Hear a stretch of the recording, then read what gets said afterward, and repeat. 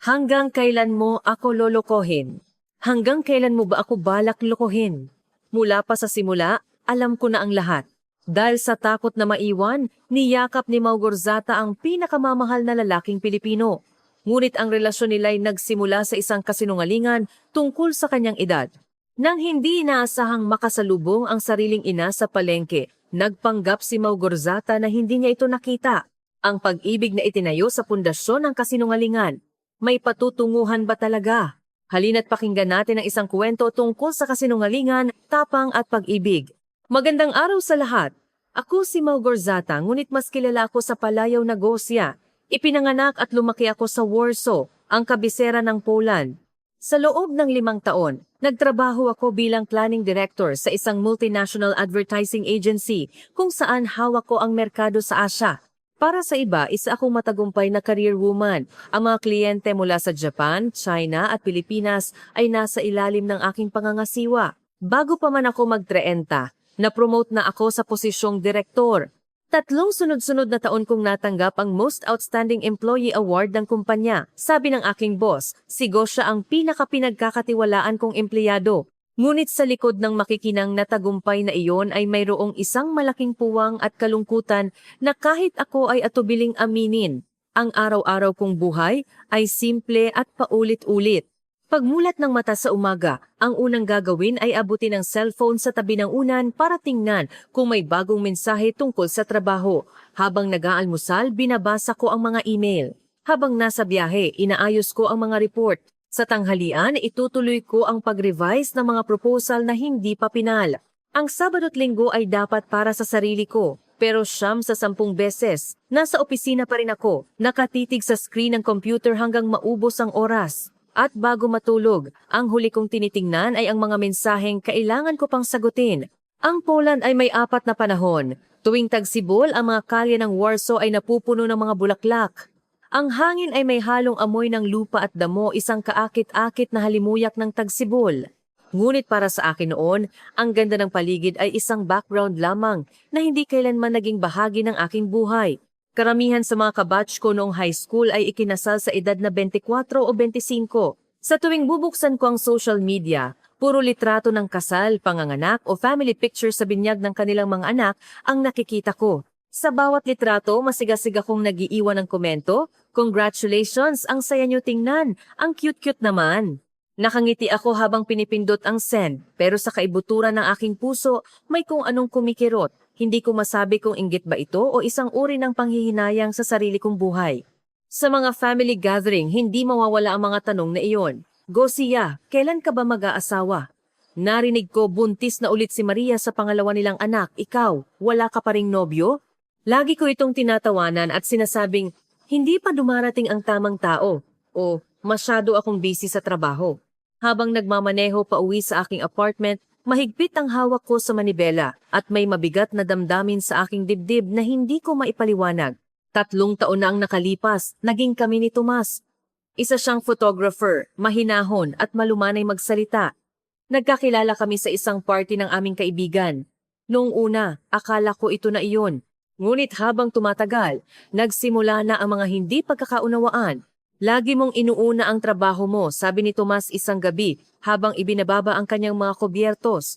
Kinakausap kita pero hindi mo man lang inaangat ang tingin mo. Hindi ako nakasagot dahil totoo iyon. Ganoon nagtapos ang relasyong iyon. Nagkaroon ulit ako ng isa pang relasyon, mas maikli, ngunit pareho ang naging katapusan at dahilan. Matapos ang 2 beses na pagkabigo, sinabi ko sa sarili ko, tama na, isantabi ko muna ang pag-ibig. Ang tamang gawin ay ituon ang lahat ng enerhiya sa trabaho, ngunit ang pag-alo sa sarili ay isa lang uri ng pagtakas. Sa totoo lang, gusto ko rin ang sarili kong pamilya. Hindi yung pilit, kundi yung 2 taong tunay na nagmamahalan at handang harapin ang bawat araw ng magkasama. Ngunit para sa akin noon, ang ganoong pag-ibig ay parang isang bagay na abot-tanaw pero hindi ko maabot. Kahit 3 beses akong nanalo ng Most Outstanding Employee Award, ang mga sertipikong iyon sa loob ng drawer ay isang malungkot na kabalintunaan kapag umuuwi ako sa isang tahimik at walang laman na apartment kung saan ang kisame lang ang aking katitigan. Ang nakikita ng iba ay tagumpay, pero ang nakikita ko ay isang babaeng nakangiti, ngunit may puwang sa kanyang pagkatao. At ganoon, sa edad na 29, dala-dala ang isang hindi maipaliwanag na kalungkutan. Patuloy akong lumakad sa isang landas na mukhang matagumpay, ngunit unti-unti akong sinasakal. Hindi ko man lang naisip na ang isang malaking pagbabago sa aking buhay ay nag-aabang na pala sa hindi kalayuan. At pagkatapos, sumabog ang bomba sa buhay ko. Noon, abala ako sa paghahanda para sa isang malaking proyekto na 6 na buwan kong pinaghandaan. Ito ay isang advertising proposal para sa isang kilalang brand mula sa Pilipinas na naglalayong pumasok sa European market. Ito ang pinakamalaking proyektong hinawakan ko. Ang paunang research pa lang ay inabot na ng halos 2 buwan at hindi bababa sa 10 beses kaming nagpulong ng kliyente. Bawat detalye ay personal kong sinubaybayan at paulit-ulit na kinumpirma. Akala ko, perpekto na ang lahat. Ngunit 1 linggo bago ang pinal na presentasyon, lumabas ang isang malaking problema. Ang pangunahing konsepto sa proposal ay may kinalaman sa isang simbolo sa kultura ng Europa at mali pala ang interpretasyon ko mula sa simula. Nang matuklasan ko ang pagkakamali, 3 araw na lang ang natitira. Halos hindi ako natulog sa loob ng 3 araw na iyon, pabalik-balik sa pag-revise at pagsubok na bawasan ang pinsala. Pero napansin na ng kliyente.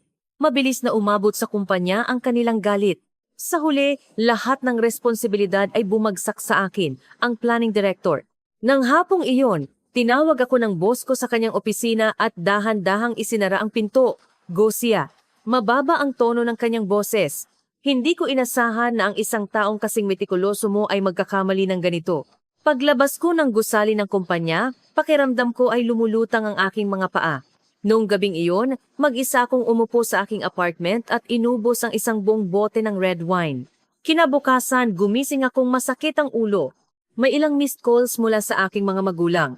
Ang upa sa apartment, ang mga bayarin lahat ay dumarating. Sa huli, gumawa ako ng isang desisyon na lubhang masakit sa aking pride. Bumalik sa bahay ng aking mga magulang. Ang lumang bahay na iyon ay nasa labas ng Warsaw. Doon ako tumira hanggang sa aking pagbibinata. Pagpasok ko sa pinto, walang nagbago sa loob ng 10 taon. Nakasabit pa rin sa pasilyo ang litrato ko noong high school graduation.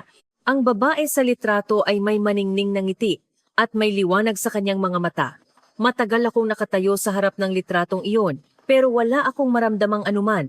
Tila larawan iyon ng ibang tao. Ang mga sumunod na araw ay naging mas mahirap. Pagkagising sa umaga, 1 tasa ng kape, tapos babalik sa kama, bubuksan ng laptop, at manonood ng kung ano-anong pelikula na hindi naman pumapasok sa isip ko.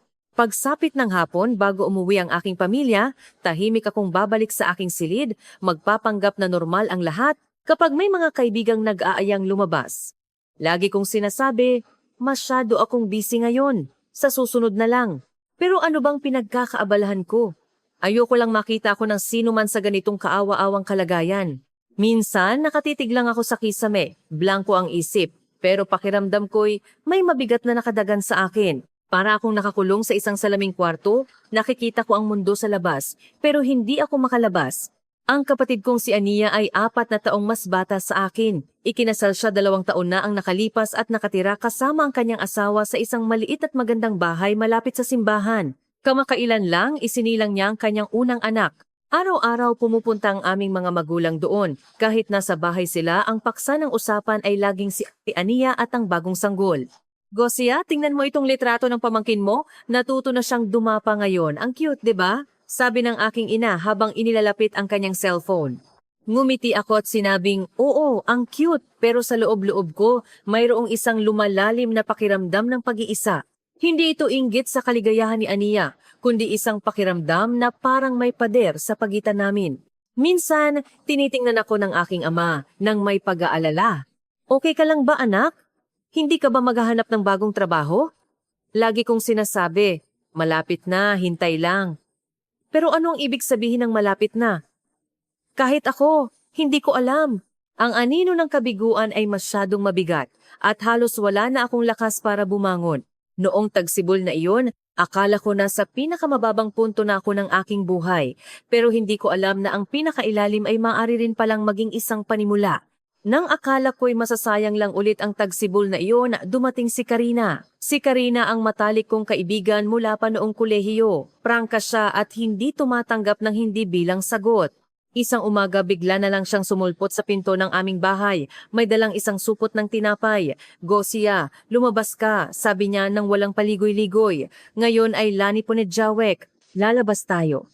Ayokong lumabas, sabi ko mula sa kabilang panig ng pinto. Kung hindi ka lalabas, ibubuhos ko itong tubig sa ilalim ng pinto. Alam kong gagawin niya iyon kaya sumuko na rin ako. Pilit akong nagbihis at sumama sa kanya. Ang Lani Punedjawek o Wet Monday ay isang sinaunang tradisyon sa Poland na ginaganap tuwing Lunes pagkatapos ng Pasko ng Pagkabuhay. Noong unang panahon, binabasa ng mga binata ang mga babaeng gusto nila bilang simbolo ng pag-ibig. Ngayon ito ay naging isang masayang pagdiriwang kung saan ang lahat, bata man o matanda, ay nagbabatuhan ng tubig. Sa araw na iyon, tila nabuhay ang buong Warsaw. Puno ang mga kalye ng mga taong may dalang water gun at timba. Ang hangin ay puno ng tawanan at tunog ng tubig. Ang sikat ng araw ay mainit sa aking mukha. Inabutan ako ni Karina ng isang maliit na bote ng tubig. Ngayon, mag-relax ka lang. Huwag kang mag-isip ng kung ano-ano. Sa totoo lang, wala ako sa mood para makipaglaro. Hawak ko ang bote ng tubig na parang isang dayuhan. Ngunit ang sikat ng araw at ang kasayahan sa kalye ay unti-unting nagpaluwag sa matagal nang naninikip kong dibdib. Naglalakad kami sa sentro ng lungsod nang mapansin ko si Miguel. Nakatayo si Miguel sa kabilang kalye, may hawak na mapa at tila nalilito habang hinahanap ang kanyang direksyon. Isa siyang Asyano, matangos ang ilong, matangkad at nakasuot ng malinis na light blue na polo. Mayroon siyang tahimik at maginoong aura. Dahil sa aking trabaho, pamilyar na ako sa mga kliyente mula sa Pilipinas at ilang beses na rin akong nakapunta roon. Kaya naman, may kakaibang pakiramdam ng pagiging malapit akong naramdaman sa kanya. Idagdag pa na mahilig akong manood ng mga teleserye, kaya mayroon na akong magandang impresyon sa mga Pilipino. Tinitingnan mo ba yung lalaking yon? Tanong ni Karina habang sinusundan ang aking tingin. Bago pa ako makasagot, nakangisi na siya. Lani Punedjawek ngayon. Bakit hindi mo siya batiin? Umiling ako. Wag na. Ngunit habang papalapit si Miguel, unti-unting nanghina ang determinasyon ko. Siguro dahil matagal na akong hindi nakakagawa ng bago o siguro dahil masyadong maganda ang sikat ng araw. Bigla akong nakaramdam ng isang hindi maipaliwanag na udyok. Sige, susubukan ko. Agad akong siniko ni Karina at nagliwanag ang kanyang mga mata. Hawak ko ang bote habang hinihintay kong makalapit si Miguel. Ang plano ko ay bahagya lang siyang wisikan. Ngunit sa sandaling iyon, may isang taong nagmamadaling dumaan sa likod ko at aksidenteng nabangga ang aking braso. Tumapon ang buong laman ng bote sa mukha at damit ni Miguel. Natigilan ako. Agad na namula ang aking mukha. Naku, pasensya na po talaga. Nakatayo lang si Miguel basang-basa. Natigilan din siya ng ilang segundo pagkatapos ay tumingala at tumingin sa akin. May gulat at pagtataka sa kanyang mukha pero walang galit at nagsalita siya sa Filipino. Okay lang. Narinig ko nga na ganito raw ang selebrasyon ngayon. Ngumiti siya. Ang ngiti niyang iyon ay banayad at nakakapanatag. Nagmamadali kong kinuha ang tissue mula sa aking bag at iniabot sa kanya. Dahil sa kaba, medyo nauutal ang Filipino ko. Pasensya na talaga. Pwede ba kitang ilibre ng pagkain bilang kabayaran? Nag-alinlangan siya sandali pagkatapos ay tumango. Sige ba, pero bilang kabayaran hindi bilang date ha? Ang linyang iyon ay nagpatawa sa aming dalawa. May isang maliit na restaurant sa malapit at doon kami pumasok. Ang may-ari ay isang mabait na matandang babae. Nang makita niyang basang-basa si Miguel, kumuha siya ng isang damit na may tradisyonal na polish na disenyo at ipinasuot sa kanya. Sa totoo lang, nakakatawa tingnan ang damit sa kanya, pero sa kakaibang paraan, bagay naman. Ang pagkain na nagsimula sa pagkakailang ay naging magaan. Ikinuwento ni Miguel na isa siyang digital marketer sa Pilipinas at mananatili siya sa Poland ng 1 buwan para maghanap ng inspirasyon at maranasan ng ibang kultura. Habang nakikinig ako, nakaramdam ako ng inggit. Ang galing mo palang mag-Filipino, sabi ni Miguel. Saan ka natuto? Hawak ko kasi ang Philippine market sa trabaho ko. Ilang beses na rin akong nag-business trip doon kaya natuto ako ng kaunti, sagot ko. Kaya pala, parang natural, sabi niya habang tumatango. Ang tanghalian ay umabot hanggang hapon. Nang magdilim na, nag-alok si Miguel na ihatid ako. Karaniwan tatanggi ako, pero sa hindi malamang dahilan, pumayag ako. Habang naglalakad sa mga kalye ng Warsaw sa gabing iyon, naramdaman ko ang isang kagaanan na matagal ko nang hindi nararamdaman, isang purong kagaanan na walang bigat. Mula kinabukasan, halos araw-araw na kaming nagkikita. Sinabi ni Miguel na gusto niyang libutin ang Old Town ng Warsaw at tinanong kung pwede ko siyang maging tour guide. Halos walang pag-aalinlangan akong pumayag. Doon ko napagtanto kung gaano nakatagal mula noong huli akong mabilis na nagsabi ng oo sa isang tao. Dinala ko si Miguel sa Old Town Square sa mga daan ng bato na daan-daang taon na ang tanda at sa mga tradisyonal na coffee shop na nakatago sa maliliit na eskinita. Si Miguel ay puno ng pagkamangha sa lahat ng bagay. Kumukuha siya ng litrato, nagtatanong, at taimtim na nakikinig sa bawat kwento at kasaysayan ng lugar. Nakikita ko siyang umiinom ng kape at sasabihing, "Ang sarap!" o titikim ng tradisyonal na kiki at manlalaki ang mga mata. Hindi ko akalain na ganito kasarap. Nakita ko ang sarili kong napapangiti. Yung ngiting nakalimutan ko na ang aking mga problema. Araw-araw ganoon ang aming ginagawa. Pumupunta sa mga museo, sa mga jazz bar, at umuupo sa parke sa umaga kung kailan halos wala pang tao. Ibinahagi ni Miguel ang kanyang buhay sa Pilipinas, ang kanyang mga kwento sa pagsisimula ng negosyo, kung paano siya nagsimula mula sa wala hanggang sa unti-unting napalago ang kanyang kumpanya. Ang mga kwentong iyon ay nagbigay ng kulay sa aking malungkot na mundo. Ngunit ang problema ay lumitaw isang hapon. Naglalakad kami sa Wazenki Park. Ang mga sisne ay payapang lumalangoy sa lawa at ang sikat ng araw ay kumikinang sa tubig. Pagkatapos kumuha ng maraming litrato, bigla siyang lumingon at diretsong nagtanong, "Gosha, ilang taon ka na?" Ang tanong na iyon ay parang isang batong ibinato sa kalmadong tubig at biglang kumabog ang aking dibdib. Lagi kong iniiwasan ang usapan tungkol sa aking edad. Hindi ko inaasahan na darating ang tanong na ito ng ganito kabilis. Nagblangko ang aking isip at bumuhos ang takot. Naalala ko ang mga nabigo kong relasyon, lalo na ang isang lalaking nagsabing masyado raw akong mature at mas gusto niya ang mga mas batang babae. Biglang luminaw ang mga salitang iyon sa aking isipan. Paano kung importante rin kay Miguel ang edad? Paano kung kapag sinabi ko ang totoo, lalayo siya? 20 sabi ko. Sa sandaling lumabas ang kasinungalingan sa aking bibig, sumikip ang aking dibdib. Nagsisi ako agad. Pero hindi ko na mababawi ang salitang 20. "Wow, ang bata mo pala," sabi ni Miguel na may bahagyang pagtataka. "Ako, 29 na. Malayo pala ang agwat natin." Magkasing edad kami ni Miguel, pero sinabi kong 24 lang ako. Kung sasabihin ko ngayong nagbibiro lang ako at 29 din ako, pwede pa. Ngunit ang ideyang iyon ay agad na tinabunan ng mas malakas na takot. Paano kung isipin niyang kakatwa ko? Paano kung magduda siya sa akin? Pagkatapos ng kasinungalingang iyon, sunod-sunod na ang mga sumunod. Sinabi kong kalalabas ko lang ng kolehiyo, na ang trabaho sa advertising agency ang una kong full-time job, na hanggang ngayon ay parang bata pa rin ang turing sa akin ng mga magulang ko. Bawat kasinungalingan ay nagpapabigat sa aking puso, pero wala akong lakas ng loob na tumigil.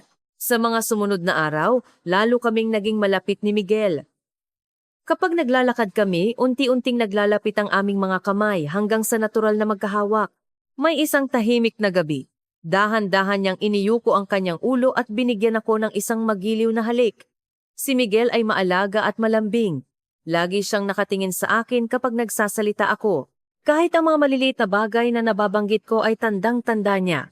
Sinusubukan niyang magsalita ng ilang salitang Polish, na bagamat nakakatawa ay kaibig-ibig pakinggan. "Numero lang naman ang edad," sabi ko sa aking sarili para gumaan ang aking pakiramdam. Pero gabi-gabi, kapag nakahiga na ako sa kama, ang bigat ng kasalanan ay gumagapang at dumadagan sa aking dibdib, kaya hindi ako makatulog ng mahimbing. At doon, nag-alok si Miguel ng isang bagay na ikinagulat ko. Isang hapon, nakaupo kami sa tabi ng ilog. "Gosia," mahina niyang sabi, "naisip mo na bang pumunta sa Pilipinas balang araw?" Natigilan ako. "Pumunta sa Pilipinas. Kasama mo? Hindi mo kailangang magdesisyon ngayon. Pag-isipan mo muna," sabi ni Miguel. "Kung gugustuhin mo." Ang mga salitang "kung gugustuhin mo" ay nagdulot ng tamis at kaba sa aking puso. Ang pagpayag ay hindi kailanman naging problema. Ang problema ay wala akong karapatang mangarap sa isang pundasyon na gawa sa kasinungalingan. At habang patong-patong na ang aking mga kasinungalingan, binigyan ako ng tadhana ng unang babala. Isang araw, niyaya ako ni Miguel sa palengke para maghanap ng mga Polish souvenirs na iuwi sa Pilipinas. Masaya naman ako. Naglalakad kami sa mga tindahan, tumitingin dito, tumatawa. Nang huminto kami sa isang tindahan ng pulot, isang pamilyar na boses ang narinig ko. Gosya, andyan ka ba? Ito ay Polish malinaw na boses ng aking ina. Biglang nanlamig ang buo kong katawan. Nakatayo ang aking ina sa kabilang dulo ng palengke, masayang kumakaway. Ngunit sa sandaling iyon, ang unang pumasok sa isip ko ay hindi ang lapitan siya, kundi ang ilayo si Miguel. Dahil alam ng aking ina na 20 na ako, na wala akong trabaho.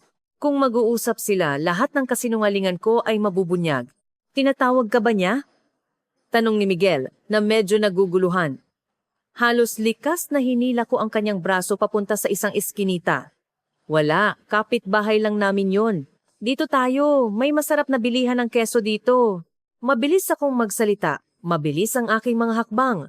Walang sinabi si Miguel, pero naramdaman kong tiningnan niya ako ng may kakaibang kahulugan. Umiwas kami hanggang sa makarating kami sa kabilang dulo ng palengke. Nang makasiguro akong hindi na namin makikita ang aking ina, doon lang ako nakahinga ng maluwag.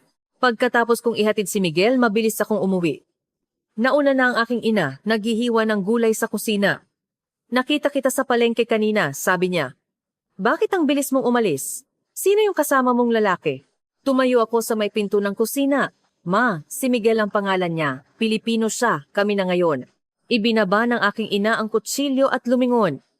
Kung ganoon, bakit hindi mo siya ipinakilala at nagmamadali kayong umalis?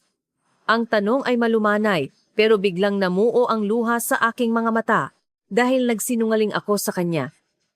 Inamin ko sa aking ina na nagsinungaling ako tungkol sa aking edad, na sinabi kong 24 lang ako. Nanahimik siya sandali, at naging seryoso ang kanyang tingin. Bakit? Bakit kailangan mong magsinungaling? At doon ibinuhos ko ang lahat. Ang pagkawala ng trabaho, ang anino ng mga nabigong relasyon, ang takot na maging hadlang ang edad, at ang malalim na pagtingin ko kay Miguel. Pagkatapos kong magsalita, tumutulo na ang aking mga luha. Tahimik na nakinig ang aking ina. Gusya, sabi niya, kailan ka pa naging ganito kawala ng tiwala sa sarili? Mayroon ka bang ikinababa sa iba? Ang isang relasyong nagsimula sa kasinungalingan, hanggang saan aabot? Habang may panahon pa, sabihin mo ang totoo. Ang taong tunay na nagmamahal sa'yo ay hindi ka iiwan dahil sa edad mo, pero ang kasinungalingan, tiyak na sisira sa inyong relasyon. Ang mga salita ng aking ina ay parang isang karayom na tumusok sa pinakamalambot na bahagi ng aking puso. Nung gabing iyon, hindi ako makatulog. Paulit-ulit kong inisip ang bawat salita niya. Alam kong tama siya. Bukas, sasabihin ko kay Miguel ang totoo, kahit napiliin niyang umalis. At least, naging tapat ako sa aking sarili. Nag-text ako kay Miguel. Bukas ng gabi, may importante akong sasabihin. Pwede ba tayong mag-dinner? Mabilis siyang sumagot. Sige, hihintayin kita. Ang 3 salitang iyon ay nagpaiyak na naman sa akin. Baka, ito na ang huli naming hapunan. Kinabukasan, matagal akong nakatayo sa harap ng aking aparador. Pinili ko ang isang itim na bestida na matagal ko nang hindi isinusuot. Nag-ayos ako ng mas maigi kaysa karaniwan. Sa harap ng salamin, para akong naghahanda para sa isang pagtitipon na hindi ko alam kung isang selebrasyon ba o isang pamamaalam. Ang restaurant na pinili ko ay isa sa mga pinakaromantiko sa Warsaw, kung saan tanaw ang Vistula River. Nauna akong dumating. Gosya, andito ka pala. Isang pamilyar na boses ang gumising sa akin. Si Ana, isang kaibigan mula kolehiyo, kasama ang kanyang asawa, si Mateusz. Ika-3 anibersaryo namin ngayon, sabi niya. Mag-isa ka lang ba? Sakto namang pumasok si Miguel. Kumaway siya nang makita ako. Agad na naintindihan ni Ana ang sitwasyon at ngumiti ng makahulugan. Lumapit si Miguel at ipinakilala ko siya. Magalang na inanyayahan ni Miguel sina Ana na sumama sa aming mesa. Pumayag sila. 4 kaming naupo. At naging masiglang usapan. Ikinuwento ni Miguel ang kanyang buhay sa Pilipinas. At taimtim na nakinig sina Ana. Hanggang sa biglang lumingon si Ana sa akin. Paano nga pala kayo nagkakilala? Naunang sumagot si Miguel. Ikinuwento ang nangyari noong lani po ni Jawek. Tumawa si Ana. Alam mo talaga, habang tumatanda si Gosya, lalong lumalakas ang loob. Habang tumatanda. Ang mga salitang iyon ay nagpatigil sa aking puso. Bahagyang natigilan si Miguel pero mabilis na naiba ang usapan. Maya-maya nagtanong si Mateusz, Gosya, kamusta na pala sa advertising agency? Natigilan ako. Ang alam ni Miguel ay nagtatrabaho pa rin ako. Okay naman, medyo may inaayos lang, sagot ko ng malabo. Kalaunan, nagpaalam si Ana na mag-CR at sininyasan akong sumunod. May tinatago ka ba kay Miguel? Diretsyong tanong niya. Doon, inamin ko ang lahat. Hinawakan ni Ana ang aking kamay. Gosya, mabuting tao si Miguel. Naiintindihan ko kung bakit mo ginawa yan. Pero habang tumatagal ang kasinungalingan, mas lalalim ang sugat. Sabihin mo na ngayong gabi. Bumalik kami sa mesa. Hindi nagtagal, nagpaalam na sina Ana. Bago umalis, binigyan niya ako ng isang tingin ng pagpapalakas ng loob. Naiwan kami ni Miguel. Pagkatapos, niyaya niya akong maglakad sa tabi ng ilog. Tahimik kaming naglakad at paulit-ulit kong ininsayo sa isip ko ang sasabihin at nauna siyang huminto. Humarap siya sa akin, seryoso ang kanyang mga mata. Gosya, hanggang kailan mo ba ako balak lokohin? Ang edad mo, ang trabaho mo, mula pa sa simula, alam ko na ang lahat. Ang mga salitang iyon ay parang isang balding may yelo na ibinuhos sa akin. Paano mo nalaman? Halos pabulong kong tanong. Nakita ko ang social media mo. Public ang profile mo. Nandoon lahat ng impormasyon, mahinahon niyang sabi. At saka, ang paraan mo ng pagsasalita at pagkilos, hindi para sa isang 24 anyos. Bumagsak ang aking mga luha. Sorry, sabi ko habang humihikbi. Totoong 29 na ako. Wala akong trabaho. Nakatira ako sa mga magulang ko. Nagsinungaling ako sa lahat. Habang sinasabi ko ito, para akong nabunutan ng isang malaking tinik. Nagsinungaling ako kasi natakot ako. Gusto kita. Pero natakot ako na kapag nalaman mo ang totoo, iiwan mo ako. Ibinuhos ko ang lahat, ang sakit ng kabiguan, ang kahihiyan, ang inggit sa kapatid ko, ang mga sugat ng nakaraan. Pagkatapos yumuko ako. Kung gusto mong umalis, maiintindihan ko. Nanahimik siya ng matagal. Pagkatapos, iniangat niya ang kanyang kamay at dahan-dahang pinunasan ang aking mga luha. Hindi ako aalis. Mahina niyang sabi. Matagal ko nang alam. Hinihintay ko lang na maging handa kang sabihin sa akin. Hindi ka galit? Nagulat ako noong una, sabi niya. Pero hindi ako galit. Mas nag-aalala pa nga ako para sa'yo. Ano bang masama sa pagiging 29? Napakabuti mong tao. Ang mga salitang iyon ay lalong nagpaiyak sa akin. Pero sa pagkakataong ito, dahil sa saya, lumapit siya at binigyan ako ng isang magiliw na halik. Sa unang pagkakataon, walang kasinungalingan, walang pagkukunwari. Buo at totoo akong nakatayo sa harap ng ibang tao. Mula ngayon, hindi mo na kailangang magtago, bulong niya. Ikaw mismo ang gusto ko. Tumango ako at isinubsob ang aking mukha sa kanyang balikat. Ilang araw bago umalis si Miguel, sinabi niyang gusto niyang formal na makilala ang aking mga magulang. Nagdala siya ng mga pasalubong mula sa Pilipinas. Noong una, seryoso ang aking ama, pero dahil sa katapatan ni Miguel, unti-unting lumambot ang kanyang ekspresyon. Sa kalagitnaan ng hapunan, tumayo si Miguel. Ginoo, ginang, nais ko po sanang hingin ang permiso ninyo na isama si Gosya sa Pilipinas. Pangako po, aalagaan ko siya. Ngumiti ang aking ina. Ang isang mabuting taong tulad mo, hindi na dapat pakawalan. Itong pasaway naming anak, bahala ka na sa kanya. Nagtawanan ang lahat. Lumapit ang aking ama at tinapik ang balikat ni Miguel. Alagaan mo siya. Isang buwan ang lumipas. Sumakay ako sa eroplano papuntang Pilipinas. Pagbukas ng pinto sa Ninoy Aquino International Airport, bumalot sa akin ang init na kakaiba sa malamig na klima ng Poland. Sinalubong kami ng mga magulang ni Miguel. Agad akong niyakap ng kanyang ina. Sa wakas, dumating ka na! Ang tagal ka na naming hinihintay. Hindi ko alam ang gagawin, pero naramdaman kong nag-init ang aking mga mata. Ang kanyang ama ay hindi pala salita, pero mababait ang kanyang mga mata. Ang kaisa-isa naming anak na lalaki. Ngayon, may anak na rin kaming babae, sabi niya. Ang bahay nila sa Quezon City ay simple pero komportable. Ang mga unang linggo ay mahirap. Ang lengguwahe, ang pagkain, ang kultura lahat ay bago. May mga gabing umiiyak ako ng palihim. Pero lagi itong nararamdaman ni Miguel. Hindi mo kailangang solohin lahat. Andito ako, sabi niya. Unti-unti, naging parte ako ng negosyo ni Miguel. Ginamit ko ang aking karanasan sa European market para palawakin ang kanyang kliyente. Mula nang dumating ka, lumago ang negosyo ng 30%, sabi niya isang araw. Napangiti ako.